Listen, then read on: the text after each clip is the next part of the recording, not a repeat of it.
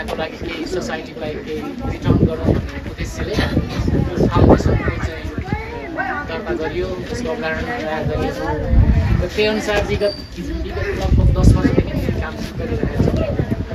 केही कामहरू जुन देखिएका छन् ती चाहिँ स्कुलहरू बिल्डिङ भौतिक संरचनाहरू छन् र केही चाहिँ यस्तै स्पोर्ट खेलकुद सामग्रीहरू र बालबालिकाहरूको लागि केही चिजहरू केही राखिएको छ र भविष्यमा पनि यस्ता कामहरू गर्ने मौका पाइयो भने काम पनि आउनेछ।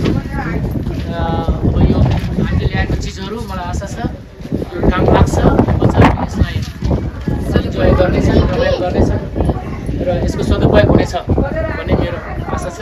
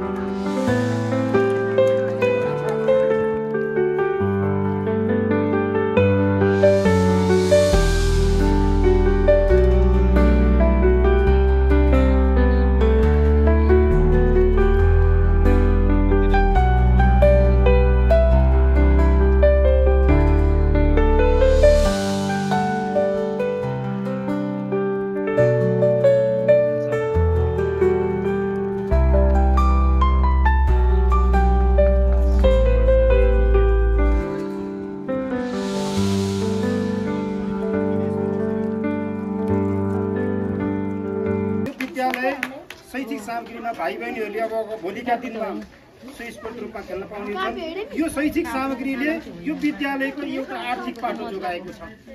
यो आर्थिक पाटोबाट शैक्षिक सामग्री किन्न नाजुक स्थितिमा पुगिसकेको विद्यालय आज यति सामग्री पाउँदा पनि हामी धेरै हर्षित छौँ। त्यस कारणले गर्दाखेरि यो जनार्दन फाउन्डेसन संस्थालाई म आगामी दिनमा यसै गरी सेवा दिएर अरूलाई, विद्यार्थी भाइ बहिनीहरूलाई, अन्य दुखी दिन गरिबहरूलाई दिएर खान पुगोस्। आगामी दिनमा उत्तरोत्तर प्रगतिको कामना गर्दछु र एउटा विनम्र के गर्छु भने यस जनार्दन फाउन्डेसन संस्थाप्रति फेरि पनि हामीले केही अपेक्षा राख्छौँ। हजुरहरूको सहयोगका लागि हामी सधैँभरि वेलकम गर्न चाहन्छौँ।